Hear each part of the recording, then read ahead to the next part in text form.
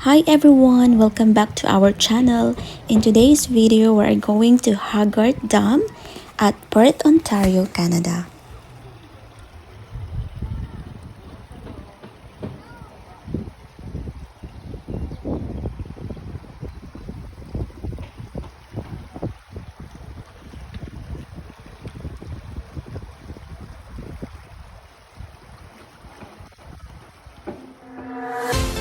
Hi everybody, welcome to our channel, A-NATH-ing under the sun.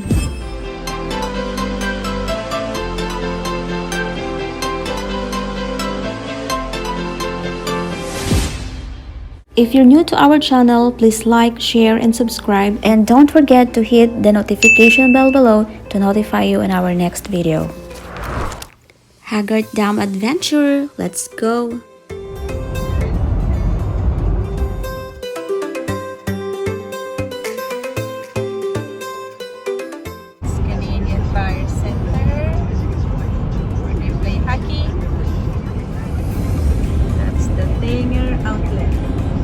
Mega love shoutout sa aking sister-in-law kay Ate Flor for taking these videos. Thank you so much.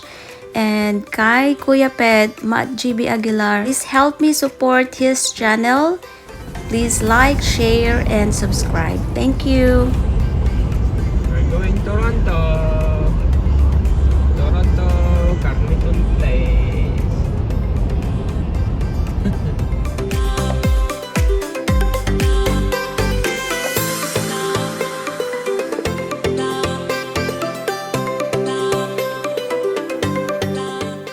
At last, we're here at Perth. Your destination is ahead.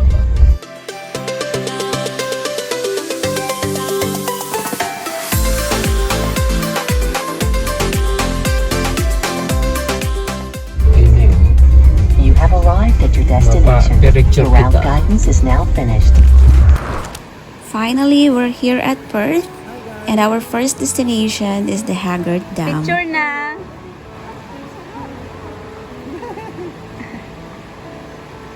Natawa si Kuya Nats, hindi kasi sanay yung mga batang ito na maglakad sa rocky road or even in the sand, hindi sila sanay maglakad.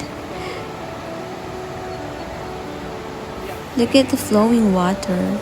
Ang sarap sa pakiramdam. Feel na feel yung nature. Nabis ko yung tunog, yung pagaspas ng tubig. So I feel like I'm in the Philippines.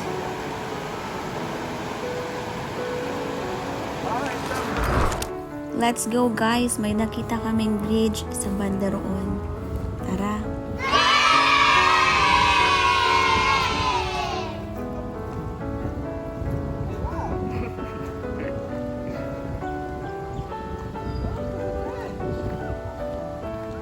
Picture na, Dad.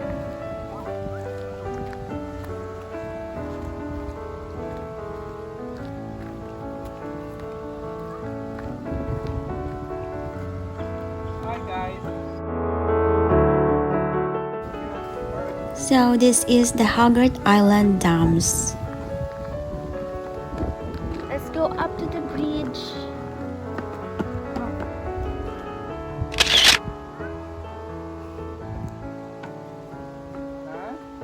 Mataas? Parang steep ang ano niya.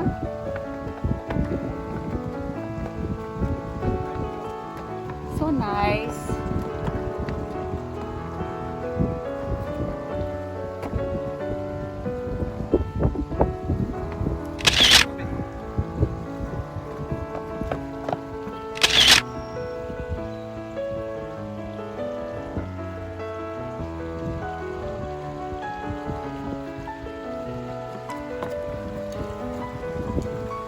Look guys, the water is so clear. Ang ganda. Ang gandang tingnan at yung pagaspas ng tubig is very peaceful. Ang sarap pakinggan. Parang nasa Pilipinas lang ako. Ang ganda magtambay-tambay dito.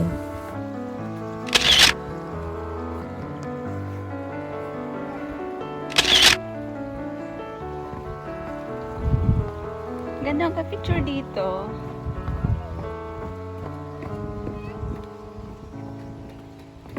Look at that stone.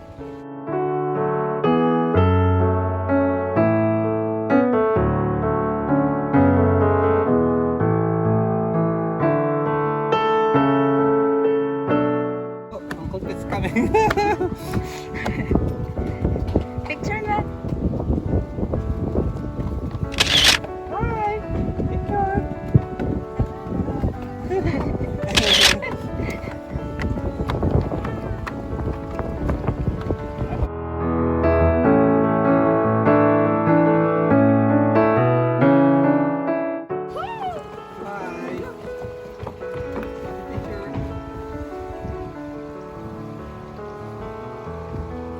Ganda.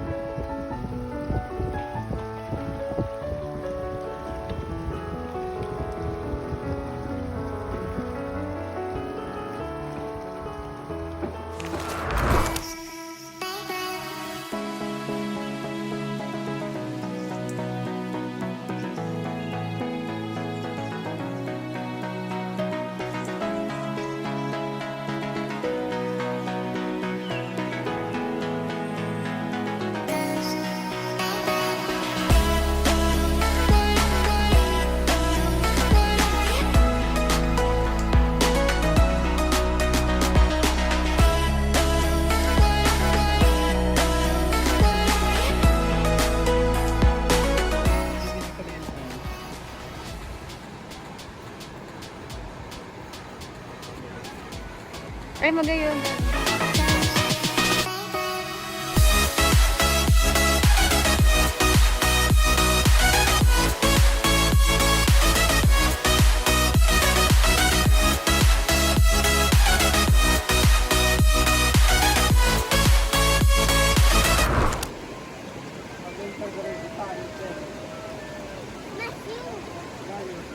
Hey, Natty, where are you going?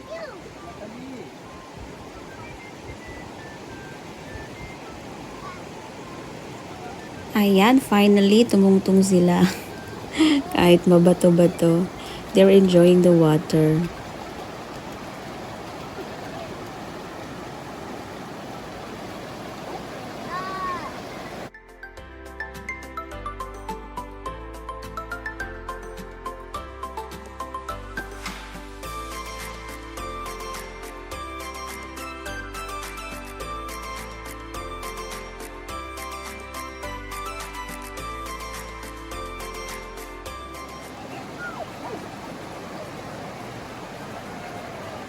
Very lucky neighborhood.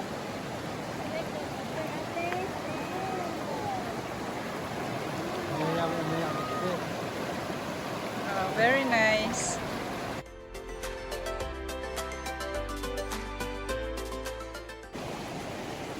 Ala, agusong ka dyan, ala. Wanna go in there? No. Be careful, huh? Just be in there, not to this. Arugman, arugman. Baka madulas ka. Mana?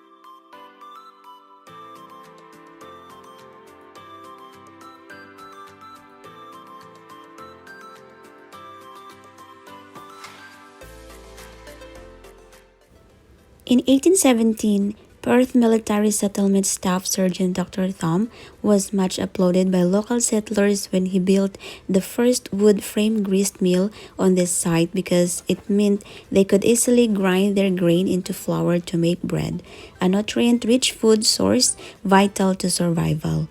Without a grist mill, there were only two time-consuming and low-yield methods of grinding grain. It was either bruised roughly between two flat stones or was ground in coffee and spice mills. Dr. Tom's grist mill marked the beginning of local milling activity, and the island soon became the hub of community trade. In 1832, it was sold to John Haggart, Sr., who erected a two-story stone flour mill in 1841, an oat mill and sawmill by 1850. Upon his father's death in 1854, John Haggart Jr., aged 18, gave up his career in law to manage the family's extensive milling property.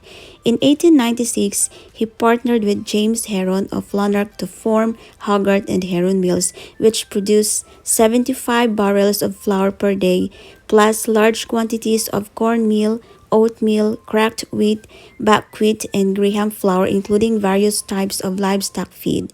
It was touted as the best stone flouring mill in this part of the province.